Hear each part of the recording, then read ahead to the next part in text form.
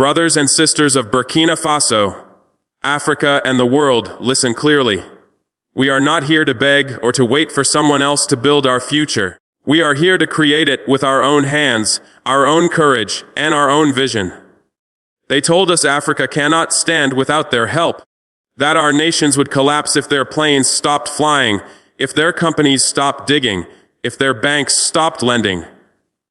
But look around you today. We take the wings of their abandoned airplanes, and from those broken machines of exploitation, we build bridges, real bridges, with our own engineers, our own workers, and our own dreams. This is not just about metal and bolts. It is about dignity. It is about saying, what you left to rot, we turn into strength. What you once used to dominate the skies, we now lay down to unite our land. From the wreckage of your power, we forge paths for our people to walk free. For too long, Africa's wealth flew out of Africa while our children walked on broken roads. For too long, they told us to wait to sign papers, to ask permission, while our youth drowned in poverty and our elders died with empty hands. Today, no more waiting. Today, we rise. These bridges are more than structures. They are symbols. They connect villages once cut off. They carry farmers, students, families, soldiers. They carry hope. They are proof that we do not need a master to move forward, nor a savior to save us.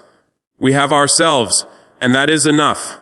When we take recycled airplane parts and turn them into bridges, we send a message to the world. Africa will no longer throw away its future. We will not bury our potential in someone else's graveyard.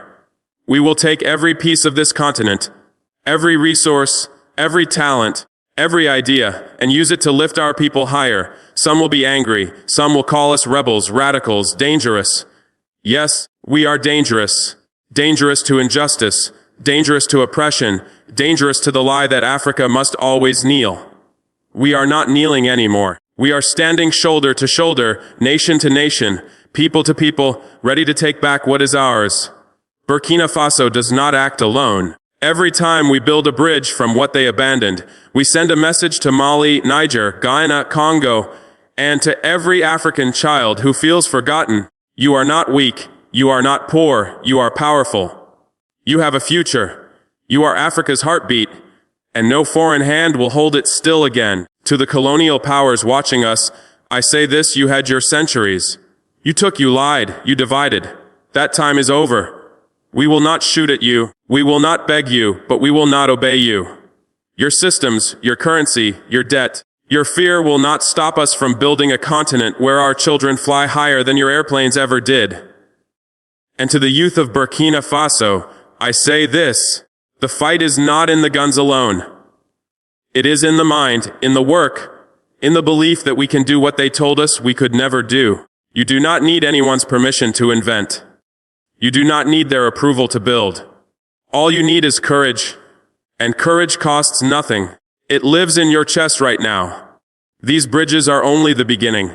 Tomorrow we will build roads, ports, hospitals, schools, not as copies of Europe or shadows of America, but as the architecture of a free Africa, proud, united, standing tall.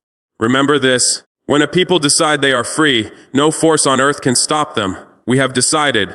We have chosen to rise. Burkina Faso will rise. Africa will rise. No plane, no army, no politician can hold back a nation that finally believes in itself. So cross these bridges with your head held high. Every step you take moves you farther from fear, from control, from the heavy chains of history. Step into the future you deserve, a future we build together with our hands, our hearts, and our destiny. Long live Burkina Faso. Long live Africa. The age of submission is over. The age of African strength has begun. We take what they left to rot and turn it into power. Once their airplanes flew above us as emblems of control and distance, a sky we were told we could never reach. Now those machines lie broken and grounded. We are not afraid of what is broken. We melt it, reshape it, and make it serve the people: a bridge from wings, a road from wreckage, a future from scraps. This is more than engineering. It is a declaration. We decide what has value, and we decide what moves us forward. We are no longer passengers in someone else's empire. We are the engineers of our own liberation. using yesterday's oppression to carry tomorrow's freedom. This is about dignity, not metal.